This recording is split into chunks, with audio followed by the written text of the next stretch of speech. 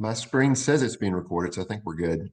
So good morning, everyone, and thanks for joining us for this morning for our strategic alliance partners, Tennessee Valley and Blankenship CPA, for our 52nd installment in our EO Exchange series. Today, it's Come Sail Away: The Dangers of Silk Scarves and Tropical Smoothies. We're in for a treat this morning as our panel shares the impact of a well-executed strategic plan and its impact on economic business value. So our panel, everyone knows Jim Cumbie. He's widely recognized as one of the most effective merger and acquisition specialists in the Southeast. He's been an EO Alliance strategic alliance partner for 12 years. He has over 30 years experience handling scores of transactions valued in excess of $500 million. A respected thought leader, the author of Home Run, A Pro's Guide to Selling a Business, and Jim most recently wrote a widely read white paper, Selling a Business in a Post-Corona World. Jim is a former Assistant Attorney General in the state of Missouri and VP of Strategic Park Planning for a division of Walt Disney Company. He's a Tennessee Supreme Court Rule 31 approved general civil mediator, which has given him extensive experience negotiating complicated business transitions. Most important to Jim, he and his wife Emily have 3 children and 7 grandchildren. Leah Hayes is Director of People First and Strategic Advancement at Blankenship CPA Group with over a decade of executive leadership experience. She began her career in commercial banking and credit risk management and served as the executive director of a global nonprofit focused on residential counseling programs and outreach services. Leah earned a BS in finance and economics from the University of Alabama and an MBA from the Weatherford School of Management at Case Western Reserve University. She has a focus in organizational leadership and change management. She is also a Mandel Scholar and received a certification in nonprofit management. Leah has a passion for the nonprofit industry and serving her community. A member of Delta Sigma Theta Sorority, Inc., she also consults with nonprofit organizations at the board level and on strategic direction. CJ Blankenship is managing partner with more than 20 years of management experience in a variety of industries and service sectors. Over his career, CJ has performed a variety of consulting services for hundreds of clients, including serving in an outsourced CFO capacity for an international manufacturing and distribution company with operations and customers around the globe. CJ is the founder and president of Christian Recovery Houses, Inc., and consults with several not-for-profit boards. He has also served as the TSCPA National Board and Federal Tax Committee and has served a variety of boards. A National Merit Scholar, he received his Bachelor of Business Administration with honors in accounting from Belmont University. So thank you, everybody, for joining us today. We will have time for questions after the panel presents. So please put your questions in the chat as always, and we will share them at that time after the presentation. So Jim, CJ, and Leah, we are looking forward to hearing what you have to say for us today. Thank you. Well, thanks, David. I'll go ahead and kick us off, and I'll add my thanks to you all for joining us. You know, I was delighted to learn a few months ago that Blankenship CPA had become an EO SAP. The Blankenship firm has been my accountant for 29 years, and they have provided me business and personal advice that has been invaluable to my wife and me. For example, when I was selling my radio business, I worked closely with the Blankenship firm to ensure that the transaction met the objectives of my investors and my personal objectives. And looking back on it, I was kind of reflecting, CJ. I was looking back on that transaction and the advice I got from Tom Bates. I just couldn't have done it without him and his patient counsel. So you can imagine when I met Leah at the EO SAP Christmas luncheon a few months ago and learned that they had just become SAPs, I suggested we do an EO exchange together. So here's the setup of how this came together. We met a few weeks ago to kind of brainstorm ideas that we thought would be of interest to you guys. And we pretty quickly came to the conclusion that helping you consider what you need to do to prepare your company for exit would resonate. As we were brainstorming this idea, CJ sort of began to tell us a story about a recent sailing adventure. And as the details of that story unfolded, it occurred to me, and occurred to all of us, I think kind of at the same time, that, oh my goodness, this sailing adventure is a perfect metaphor for preparing your company for an exit. So with that, let me turn the mic over to CJ for, shall we say, the rest of the story. Well, Jim, thank you so much. And what a pleasure it is to be here with everybody this morning. Thank you. for the kind words as well. And Tom, yesterday we were in kind of day 2 of a strategic partner retreat, and Tom Bates just smiled, sends his regards, and recounted a similar version of that same story. Yeah, Talking about the old AM radio stations, which will probably find its way into some of our conversation today. No, actually, it was we had AM, FM, and satellite. So we were doing kind of all three um, um, uh, delivery mechanisms back in those days. But yeah, we didn't know what we were doing, but we fortunately got out of it okay. That's great. A great exit, which sets up, this whole conversation. And I think that, as Jim was saying, in an effort, so this is going to be dangerous for me, guys. Like, I'm notorious for not sticking with time. And I think I'm the only one with the times on the slide deck here. So Leah, just interrupt me and keep me moving. So, but with that, as we were sitting down and visiting about what is a great message to be able to share with the EO members, that is powerful and would add some value to each one of you guys, maybe individually, but definitely within your companies and organizations themselves. And so we started, I'd just literally gotten back, right, Jim, from this adventure that I'd gone on, which was such an amazing blessing. But after working for basically, I had about 28 years in my career at this point, did the math on it, had worked 40, if you say an average work year, 40 hours a week, 20/80 a year, as we say in the industry. In those 28 years, I'd worked almost 40 years. Really way too many hours coming out of COVID as well. I worked 100 hours a week for a long time. So I was unbalanced is the best way to say it, right, Leah? And over that time, the firm's progression, et cetera, we had been blessed to be able to build a really amazing management team. And that's going to lace its way into some of our conversations today, because I was blessed with the opportunity to really unplug for a full summer, 3 months. And we ended up signing up. I'm not sure what we were thinking. We were like thinking about, hey, sailboats, really romanticize these things. That's like silk scarves and tropical smoothies. It's going to be a great time. And so I grabbed my family. We signed up to basically do what's called a shakedown cruise on a boat, a new boat that a company had bought that was going into a charter system. We'd done some sailing. And so we were like, okay, we're going to get on a shakedown cruise. And then we're going to deliver this boat up to Maryland for its winter grounds. And then ultimately ended up signing up to deliver it on a 2,000-mile sailing trip through the Bermuda Triangle. I'm not going to get into that one today, but man, I got some stories about that in the middle of our hurricane season, or on the tail end, I should say. So, we had this preconceived notion of what this was going to look like. And turns out it was very, very different. And it was actually more like a pressure cooker. You take your family, stick them in an environment like this all of a sudden after maybe I wasn't around as much as I should have been. And man, we learned some things about each other, and we learned some things about sailing that we did not know beforehand. And so oftentimes with companies, we find ourselves, as we consult with clients, we're blessed, we have about 10,000 clients, we work mostly with businesses and their owners, a lot of nonprofits, right, Leah, which is where Leah and I originally met. And as we work with them, oftentimes we're trying to help them achieve a strategic objective. And so today we're going to talk a lot about how a strategic plan is like a rudder that allows you to get to your end results that you're trying to achieve. The question that clients often ask, what do I need to do to sell my business? Our goal today is to help you understand that the things that you do to position your business for a sale are oftentimes the same things that you do to position your business to have its greatest and best outcomes, regardless of what you're ultimately trying to achieve. Whether it's an internal transition to management, it's a transition to the next generation, which we work with clients on all the time, or it's an exit, be it private equity or venture capital, very different exit strategies. Generally speaking, the same actions, and this is really our goal today, are going to get you to the same end result, good end results, regardless of how that might come out.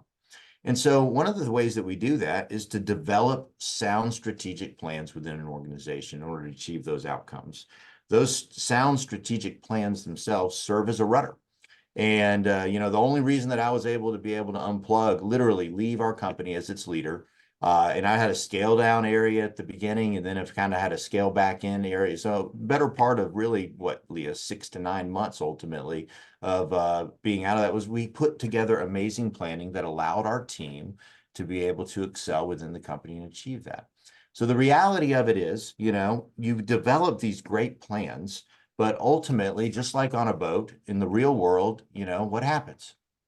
Things change, things break. and then you have to adjust.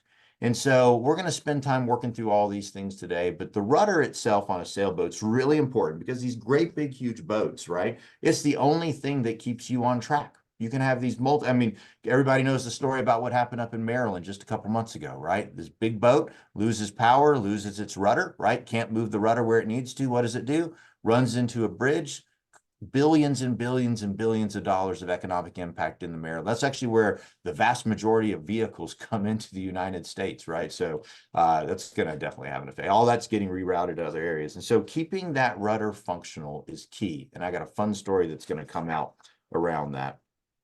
So for us, I'm going to kind of set up a little bit of this side story, and we're going to get into some of the firm examples here, and then a couple of client examples as we work through this, because there's nothing like a story to be able to relay a point. So we're getting ready. We're down there. We're doing this shakedown cruise. We actually picked up the boat in Fort Lauderdale, had gone over, and this is actually a real-time map down there of a storm that's coming in, the storm system. So I'm trying to get ahead of this storm system, and it's literally shooting into the Bahamas. We're in this area called the Abacos, and we're getting ready to kind of, make this journey. And so I know we have to get into port really if I'm going to try and slip in front of this storm that's headed down towards where we are, right there on the other side of really kind of that outer band of weather there on the right. As we're planning for our day, I know this storm is coming, right? And so it's important in sailing, and it's important within your business to start off by understanding your environment. You need to know the world that you're in as you begin to develop this strategic plan to help you hopefully ultimately achieve your objectives. And so, that's kind of your starting point. That being said, after you have kind of taken a lay of the land and you understand your macro environment, the very next thing that we do and we recommend our clients to focus on is you develop this plan. So big picture, now we need to get our team engaged in that process. And so, years ago, we'd come up with a great, sort of a 5-year roadmap, and we recognized we needed to resource that roadmap. And as we looked to resource that roadmap, that's when Leah came into the picture at the firm. And so Leah, do you mind picking up here and kind of talk about some of this provisioning for the journey? And that picture down there on the bottom left is literally us with all these are different provisionings and tools, of which I thought at the real time, that's my son hiding over there in the right, and that's my daughter's legs on the other corner. I'm going through all this junk that we were told by someone who had been there and done it before, said, hey, if you're doing a shakedown cruise for somebody, you better make sure that they provisioned with all these tools. And so these tools literally showed up in packages, and I'm literally undoing all this stuff and like thinking, we're not going to need any of this stuff. What could possibly break on a new boat, right? Turns out everything. So that's what we're doing real time there. Leah, talk about the strategic planning process that we found to be super effective with our clients with the firm.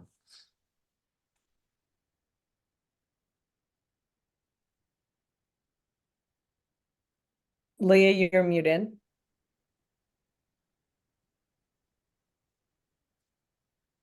Yeah, unmuted. Nope, no mic. This goes along with your theme, right? Everything breaks. This Everything is the breaks. provisioning for the journey. Can you guys This hear is me? now? provisioning. We got the right tool. Yeah, now you can hear me. Perfect. Yeah. So, perfect example, provisioning for the journey. So, thank you guys. Thanks, CJ, for this opportunity, and thanks for Jim for partnering with us. I wanted to start with the strategic plan and what that meant for us. So, for us, it was about creating a platform for more. And the platform for more, and then we used a roadmap, or what we call our roadmap is how we were going to get there. And the roadmap was just as much about the planning as for the expected, as well as planning and being prepared for the unexpected. So as you know, life changes, internal and external, and so it allows you to know what direction you're going. And when we were talking and creating our roadmap, we started with wanting to include every level of the organization. We started from the person who is responsible for cleaning all the way to the partner level. And we really wanted to get feedback from everyone and everyone to be involved.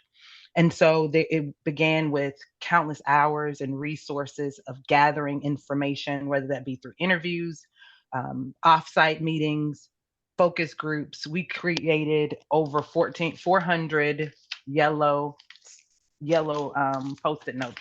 I even bought a couple of them, a couple of hundred of those, so you guys can still see. We keep these just for um, remembrance for purposes. And from those 400 post-it notes, we created our top 10 themes of things that we wanted to see happen across the firm. Again, we were talking about how do we create that platform for more?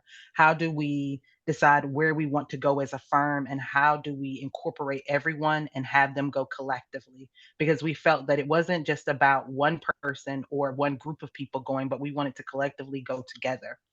And so from that, we had a framework, and the framework started with our partner group. And our partner group met and said, what must be true for us as we approach 2025? And they created what we call our empirical truths for every department. And from those empirical truths, we took those 400 yellow post-it notes, came up with our top 10 themes, and then that trickled down to a one pager, which I have a copy of the one pager, and it incorporated three main themes. And we'll talk about those three main themes, but really wanted to, well, this is one page. It really summarizes how we get there and then the direction that we're going, and then by year. So, CJ, I'm going to turn it back over to you, and then I'll come back and then talk a little bit about what those three themes are and what that really meant for our team. Absolutely. You know, and Leah, one of the things that's important is you start working with your team is that they have something to start with, right? You don't want to give them, so just a piece of advice here is you start thinking about strategic planning. And Jim's going to give us some additional, thoughts here in a moment about just some key metrics and finances, but you understand the environment, you know what's going on around you, you understand your industry, you have a good understanding of your company, obviously. And then what you're going to start doing is build up and say, okay, what are some of these things? And we're going to talk about SWOT here in a second, but just understanding where you're wanting to go and what are the things that you're going to need to move the needle on. And so as you go into that, it's important, don't give them just a whiteboard, okay? Create some parameters, give them something to work off of. When you're doing brainstorming sessions, when you're doing strategic development sessions with the team and engaging them in that process, give them something to work with. And so when we give them something to work with, for us at our partner group, we literally got away and locked ourselves and didn't take a single break. If you had to take a comfort break, there was no scheduled time, stayed in a room for almost 9 hours downtown at the City Club before they moved to their new location. And we just hammered out what we ended up, labeling these empirical truths, which are the things that we want to see as true for our company in light of where the macro environment for accounting, we're going to talk a little bit about that in a minute, was, and this is in 2019 before the pandemic hit, okay? And so, Leah, I'm going to let you talk for just a minute here about kind of, the 400 Post-it notes, concepts, et cetera. We boiled down to these 10 themes and then these three things. And again, theory of relative, we said in 2019, we're going to have to change as an organization. I'm going to give you a couple examples from clients when it comes back to me from Leah here, in order to remain relative in 2025. Because the industry is changing, technology, great quote I heard from somebody a couple of years ago in the industry. And it said, look, the rate of change technologically you're experiencing today is the slowest rate of change technologically you will experience for the rest of your life. Yes. Mm-hmm. And so, as we worked through that, we had these wonderful themes that came up. As we said, we're changing. We have these empirical truths, and those are sort of pieces of them over there on the right. We actually have them for each individual area. But we created the framework. We handed that to the team. So even with a framework, the team still had 400, concepts that came out, 400, okay? And even though we gave them parameters. So it's really important to give those parameters. Leah? I would agree, CJ. I love giving the parameters. I also don't think it's understated to ask the right questions.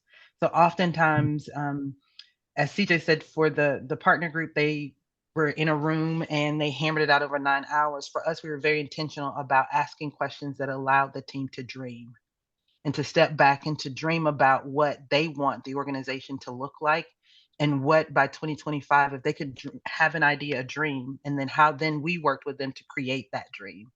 And so when we talked about creating or bringing color or details around that dream, we landed on from those 400 post-it notes to 10 themes, 10 the top 10 things people wanted to see changed across organization. We came to these 3 themes, and these 3 themes fall under that excellence and engagement and execution.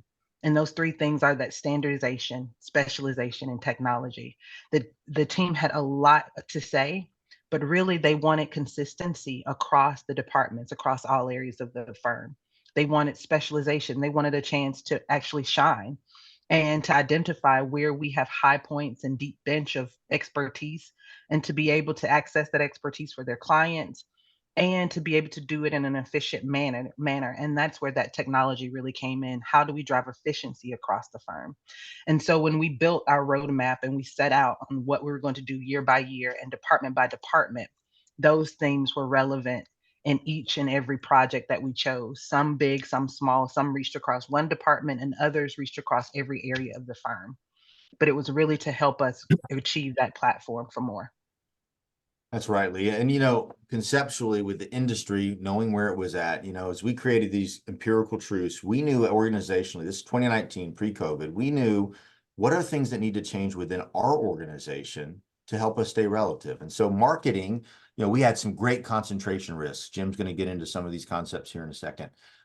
Within our organization, we had 3 or 4 people that really were creating most of the new client opportunities. We knew we needed to change that, but we needed to do that in a way that was culturally aligned. At our firm, we talk about our culture as stewardship plus expert guides plus client vision equals real relationships. All of our team knows about this. And so our marketing needed to be consistent with our cultural values, which we call that the Blankenship way. That's not my name, that's my dad's name. It's just my job not to mess it up. And so the Blankenship way means when your clients have a need, have a relationship in the community that you can bring to bear that is going to help them meet their objective. So when somebody calls to me and says, hey, CJ, I'm thinking about selling my company and testing the market, I'm going to say, have you talked to Jim Cumbie? And I tell a story about being a part of Disney. And then I make sure to get Jim and that client potentially introduced. Same thing with a banking opportunity. Last week, had 3 different bankers working with the client we're trying to do an acquisition of a building to create phantom deductions to shelter phantom income. Set up a safe harbor retirement plan to affect the trifecta. If we've come around to your EO, you might have heard us talk about this.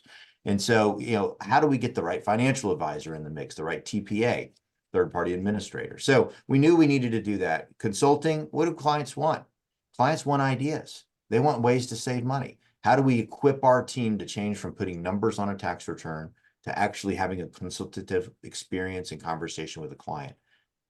Accountants are really good at putting numbers on returns or signing off on reviews or audits. Sitting down and having that consultative conversation, we recognized we needed to change our entire culture and our team and our equipping and our learning and development to achieve that. And then ultimately client care, CPAs, guys, CPAs are trying so hard.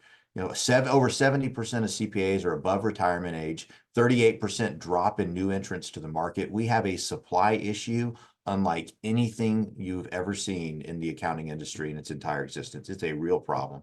And so CPAs are struggling to get to the work that's in front of them across the United States. And so we are aware of that, and it's only getting worse from a new entrant's perspective. And so what do we have to do? We have to be really intentional to say we have to care for our clients in a way that is going to, you can see our empirical truths we laid out there.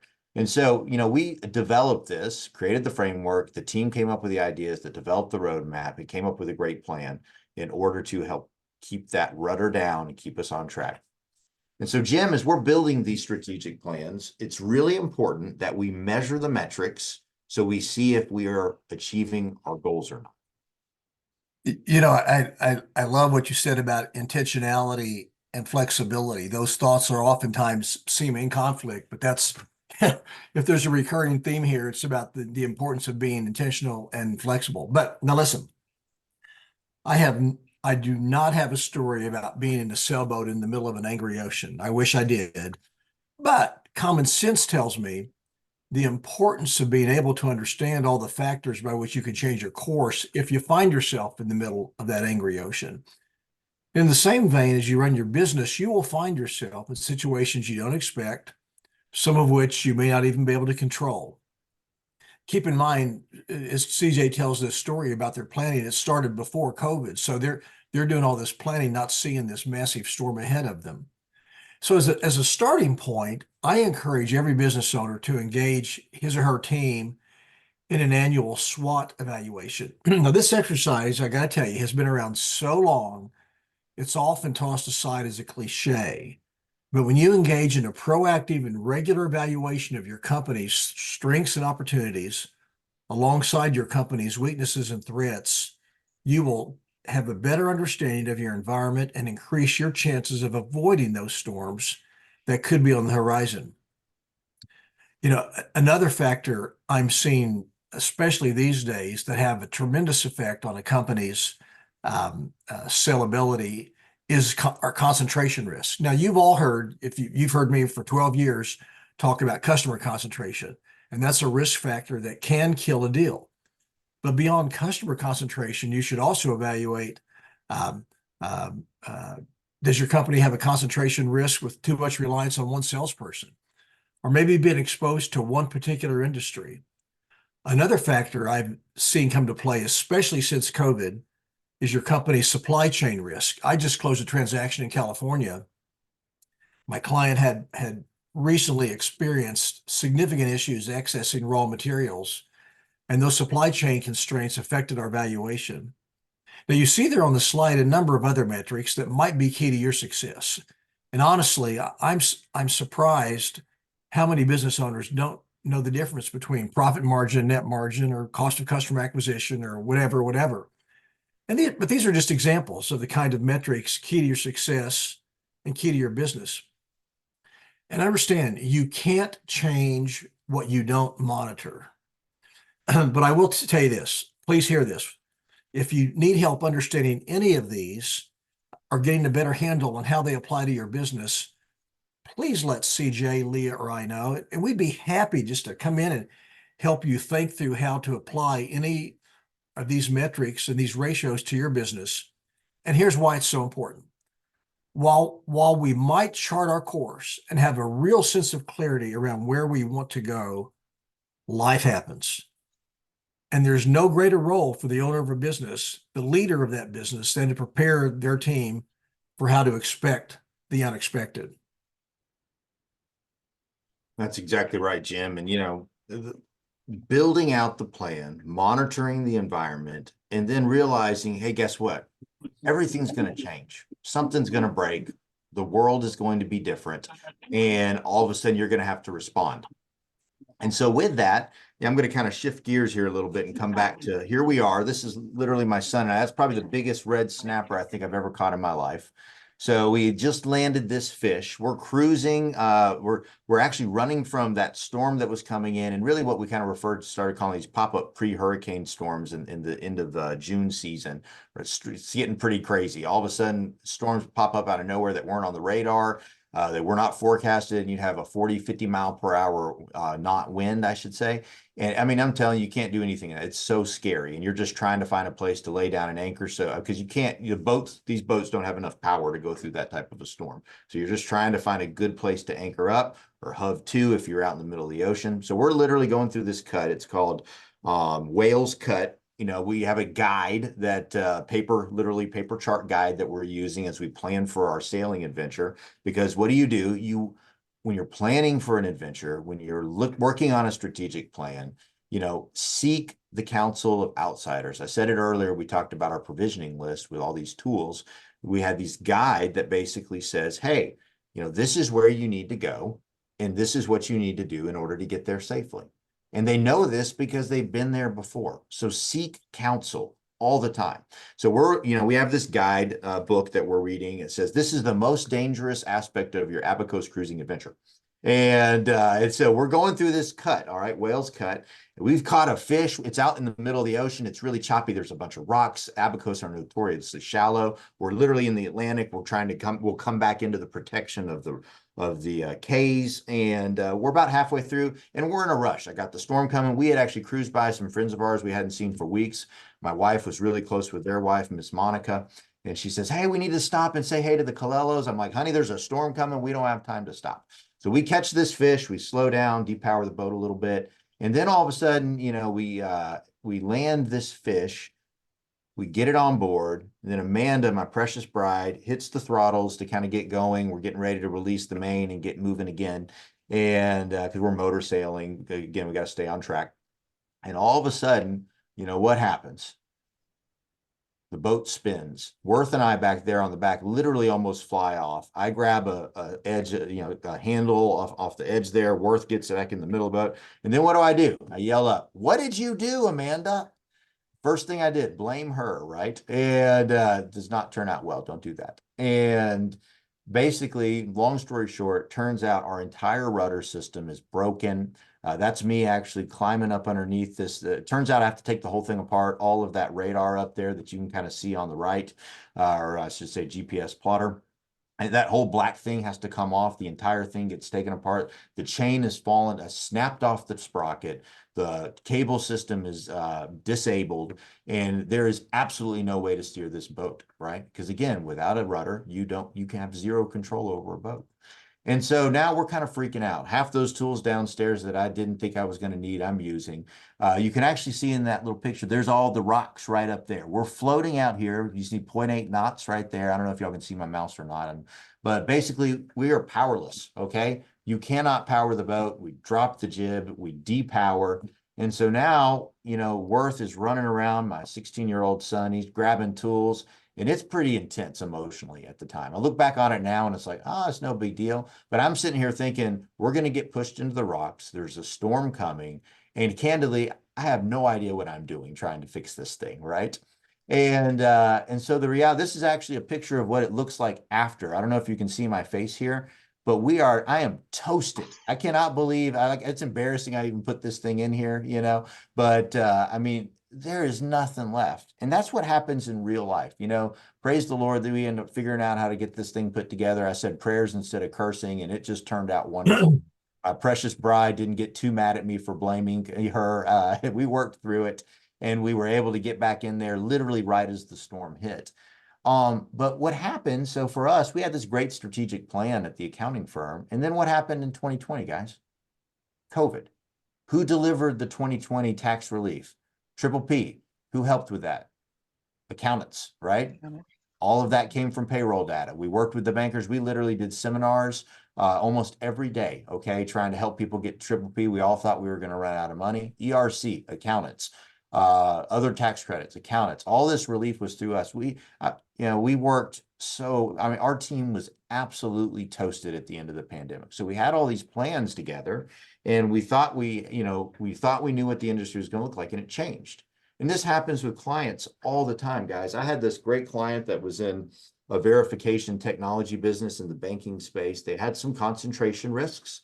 One of their big customers was Comcast.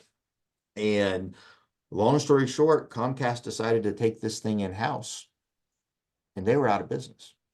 That had not appropriately talked about this concentration risk for a really long time, had not truly appropriately dealt with it.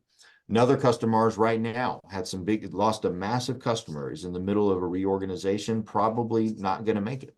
So you cannot underestimate the reality of what changes in the environment. On the other hand, I've got a great client of ours we've served for almost 20 years, was in the magazine industry, let's just say, and reinvested in it, saw the change in print, saw the change in marketing to a digital platform, and they adjusted. They bought another company in a totally, and I mean totally different industry, an actual product industry, and basically shifted their entire team and their entire model into this new acquisition. And today they're making more money than they did back before they started that shift. And so that's on the other side of the spectrum. That's someone who saw a concentration risk, saw the environment changed, and made an adjustment. And Jim, all of a sudden somebody buys your biggest supplier. You had a client not too long ago, and things change, and then they find themselves in a situation where they have to adjust quickly. Yeah, it's but the common theme in making that adjustment, CJ, is what we know would call a safe harbor. Now, safe harbor can be what you want it to be. It's the place where you want to be. CJ safe harbor was obviously literally a safe harbor in the face of a difficult storm. But for you and your business, safe harbor might be a steady state of base income, or it might be an after-tax amount you want to see on sale. But if there's a recurring theme that we want to communicate, it's the value of having a goal and defining how you get there and understanding the metrics that get you there. Then, having said that, you can expect waves and storms along the way. Things will break, and your crew might even make mistakes. But having that safe harbor in mind will give you the energy to work through those challenges. That's exactly right, Jim. And for us, we knew we wanted to be able to get to this 2025 objective. I'll go all the way back to this. So here we are post-COVID. We have these sound business practices. We realize a change has to, our team's toasted. We do a strategic pause, right, Leah? We get the pulse of the team. We adjust and realize, hey, our team can't handle anymore. And ultimately, we've got to give them some space. And so we quit the entire strategic plan for 18 months because we're looking at the future and saying, hey, in order to ultimately achieve this, we had to respond to the perils at hand. And so we just really basically hit the pause on everything. I call that depowering the boat, right? When these things happen, sometimes you do have to depower the boat. Now, that being said, this business safe harbor, because it's more important to get to your end destination ultimately than it is to stay stuck to whatever that rudder, whatever that strategic plan is that you have down. So that's a picture of my crew there, ultimately getting into safe harbor and getting anchored up. And the reality is, guys, and again, I'm just going to kind of sum out this whole story. We had this vision. My family and I had this amazing vision of, we called it Someday Came. We had seen this sailboat years ago. It said, someday we're going to do this. Someday we're going to do this. Well, someday actually came for us. And we had a view of what it would look like. Turned out to be very different. It was not silk scarves and tropical smoothies. It was broken things constantly. It was a lot of initially, there was probably some blaming that would happen across the boat. And we eventually figured out, hey, that's not the right way to run as a crew. We had a lot of perils that popped up, and it really did feel like in the moment. And I look back on it now, I was like, yeah, that probably wasn't life or death. But with our level of experience and the safety of the crew, it really felt like it was life and death a lot of times. And with our businesses, it can be life or death. The examples that I gave you earlier of concentration risks, I've literally businesses, because of those risks, and that's why it's a footnote disclosure in every attestation procedure we do. It's the first thing we look at when it comes to that particular risk environment, concentrations. And the reality is one shift can be life or death. And so ultimately, your plan is there to help guide you to where you're headed. So that's a picture down there. That's not Apricity, the boat that we were on, but that is actually an area where Apricity now gets to hang out with the company that owns that thing. And so your goal ultimately is to get there safely. And so don't be too committed to the things that you've kind of put together. Don't let your team be too committed to it. For us coming out of COVID, our leadership team basically said, push, push, push, push, go, go, go. We have to get there no matter what. We don't care, basically. And I mean, I hate to say that out loud, but Leah, I mean, that was the conversation. They did. That was the conversation. The team, after COVID, just natural changes that happened, the team was change fatigued. And after getting feedback, CJ got feedback and multiple people, including myself. And we shared that with our leadership team. And they said, well, I feel like that it wasn't from a lack of care. It was from a place of care and a buy-in to the roadmap that they said, we have to continue to do these things because our team deserves them, they need them, and we want to proceed forward. But our team was not able. And so we took a strategic pause to allow our team to adjust to the change that they had experienced, and the offset of COVID and all things considered. Took 18 months to really have an opportunity to absorb the change that we created with over 30 something odd projects that we've done in the first 18 months. So part of it is about, recognizing, though there are external factors, that there may be also internal factors that cause you to adjust and be just being agile to the process.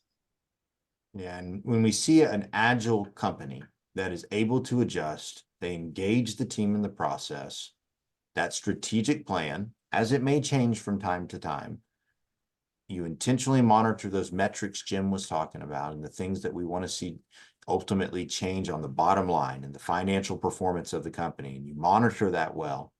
Ultimately, that's the beauty of business owners, guys. We're some of the most creative, amazing people that are out there that are so agile.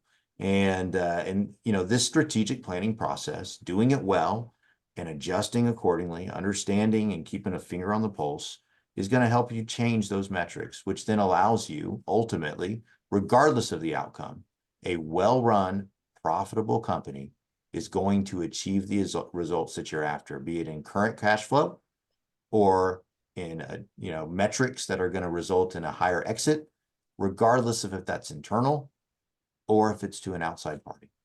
So it's been really fun. We're going to do some questions, I think, right? But I think we're close to on time, right? In the ballpark, maybe? Yes. Okay. Yes. I think we're good. So guys, put questions in the chat. I'll start one off with talking about potential storms. In the most recent budget proposal, there were some new taxes that could be potential storms for our businesses. CJ, is that fair to ask you to touch on a couple of those things that are out there, possibilities? Yeah, absolutely. And so, the budget proposal, I might actually I'm going to answer that, but not as direct maybe as you would like potentially, because I don't think that the budget proposal is really going to result in significant changes in the tax, particularly with an election year. We'll see what happens with the election that transpires. But what we do know right now is we have QBI, qualified business income. And so you got to make sure that you're maximized on qualified business income. Make sure you're talking to your accountant about what that means. We've been doing that since 2017, and the Tax Cuts and Jobs Act came out. And so it basically allows you, in short, to only pay tax on 80% of your income as long as you're really intentional about it and you make sure you monitor it. So, 37% tax rate right now. You got the Affordable Care Act tax and some other surtaxes or SE that are in there, self-employment taxes. But basically, QBI, part of the 2017 Act, actually sunsets at the end of 25. The other thing that sunsets at the end of 25, and so David, what we know is going to happen are all of the Tax Cuts and Jobs Act, what we refer to as lasers, all right? These are specific revenue raisers that were put in place in order to be able to pass this bill under reconciliation, which is the only way that Congress can pass anything in tax world right now, which means it has to have a short-term impact, which means it all expires, And so basically all the personal things and QBI and estate provisions that changed in 2017 expire at the end of 2025, unless someone can pass a new tax bill, okay? And so you got to have the votes to pass a new tax bill. And I think the things that we will anticipate to see, regardless of who comes into office in the upcoming cycle, are going to be addressing qualified business income, that 20% tax deduction. And then we're going to see something big on the estate tax side of things. And I think that's one of the things we're talking to our clients about the most about, or what are the things that we can see coming that we, keeping our weather eye on the horizon. What do we know is coming is a big change in the estate tax world. And what's going to happen, the last bill that was proposed that almost passed, one vote, either Sinema or Manchin had voted differently, one vote, we'd be in a totally different tax regime right now, particularly when it came to estate and trust planning. So what I would say is the biggest piece of advice I can say, we call it 26 by 26. If you're a high net worth individual and you own a business, it is imperative that you take action before the sunset transpires at the end of 2025 in order to move assets out of your estate for the next generation, and candidly, what might be a once in a lifetime opportunity potentially. because that bill that almost passed by one vote would have taken away all of the tools that we use for advanced estate planning, grantor trusts, IDGITs, BEDITs, GRATs, all these different things gone. And instead of a $13 million per person exemption, which is sunsetting back down to about 6 or 7, okay? So we know that's happening no matter what. That bill was bringing it all the way back down to potentially as low as 3.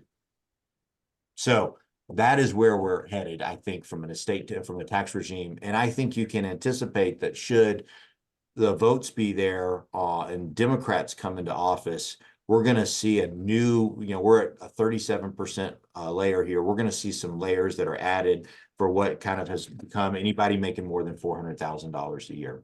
I think that the asset-based tax is probably unconstitutional and won't make it anywhere. So to answer your question more directly, David. Okay, that's helpful. So guys, I think it's time to go into breakouts. So our questions are, what did we gather from today's presentation? And I can definitely, on the question of whether we would do a sail trip, I definitely will not do a small boat sail trip after watching that presentation. That's I'll stick to the big boats. But Samira, Marla, can we go into our breakout rooms?